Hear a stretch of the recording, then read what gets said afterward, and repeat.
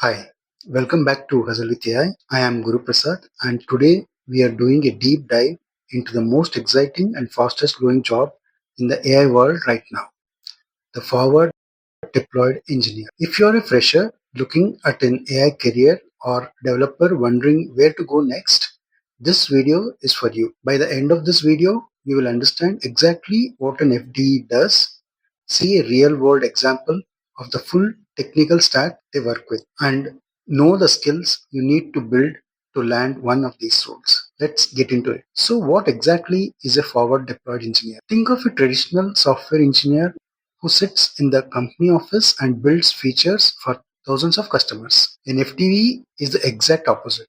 They go out to one specific customer, sit inside their environment, understand their unique problems, and build AI solutions tailored to that customer's world. The role has three dimensions. One, they are a builder. They write real code, deploy real systems inside the client's infrastructure.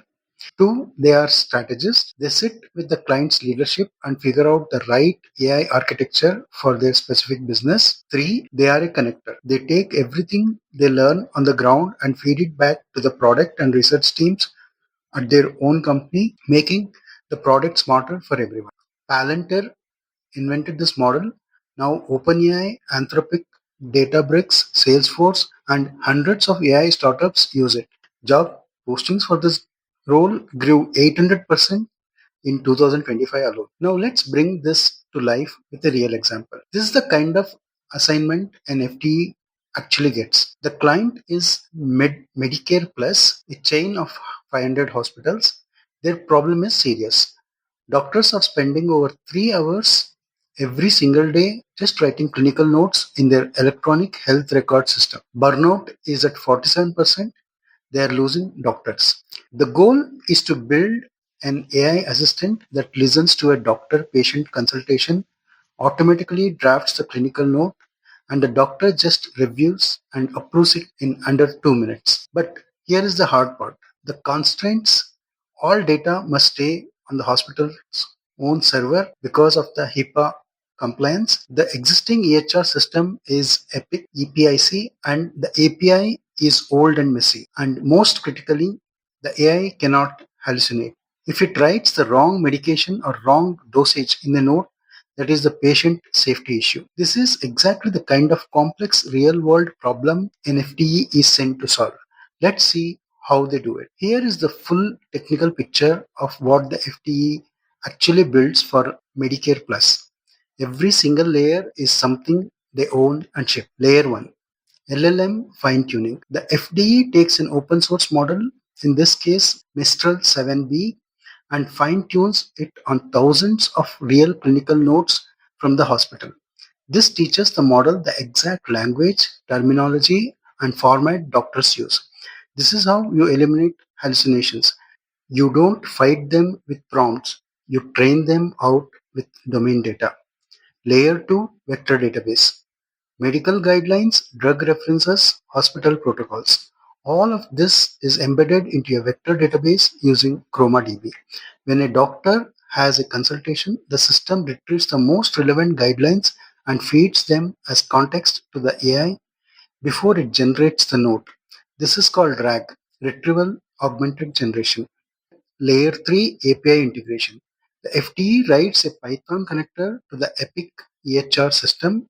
Epic's API is old and messy. The FDE handles authentication, rate limits, timeouts, error retrace, and data normalization. Without this, nothing works. Layer 4, Docker and infrastructure. Every service runs inside Docker containers deployed on the hospital's own Kubernetes cluster. Nothing leaves the hospital network. This is how you satisfy HIPAA. Layer 5, CI/CD pipeline. The FDE gets up a GitHub Actions pipeline every time they push code. It is automatically runs tests, checks for the security issues, builds the Docker image, and deploys it.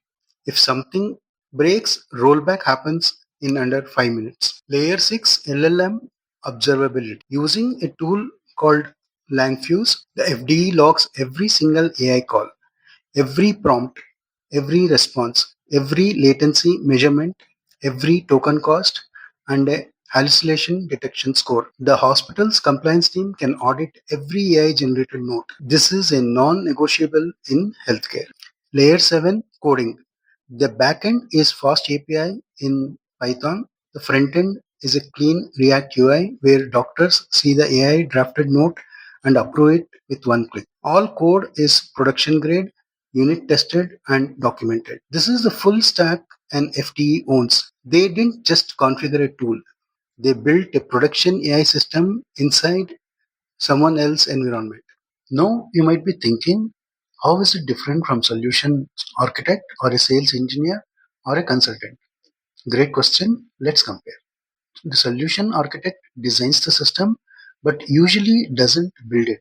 They hand the design to someone else to implement. The FDE designs and builds. The sales engineer demos the product beautifully during the sales cycle, but once the contract is signed, they hand it off. The FDE is the one who receives that handoff and delivers the outcome. The backend engineer is an incredible coder, but they typically build for many customers at once inside their own company's code base. The FDE builds for one customer inside that customer's messy, constrained real world environment. The consultant does implementation work, but often stops at configuration and light scripting. The FDE goes much deeper. Production code, infra, pipelines, the whole system. The FDE is the only role that does all four. Codes at production level, faces the customer daily, owns deployment end to end, and feeds insights back to shape actual product roadmap. That combination is rare, which is why companies pay so much to hire them.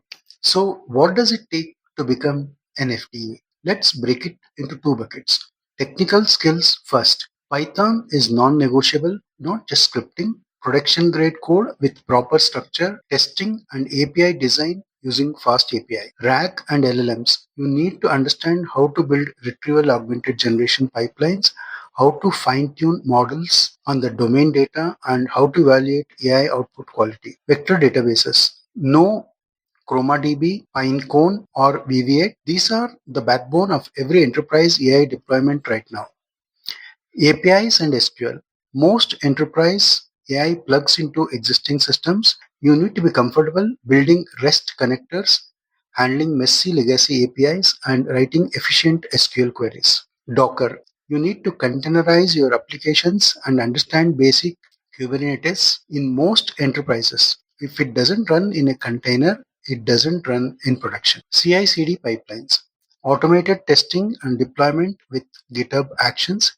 This is what separates hobby projects from production engineering. And LLM observability. You must monitor your AI, Langfuse, and Arise let you trace every model call, catch regressions, and prove to the client that system is working. Now, the human skills, and these are just as important.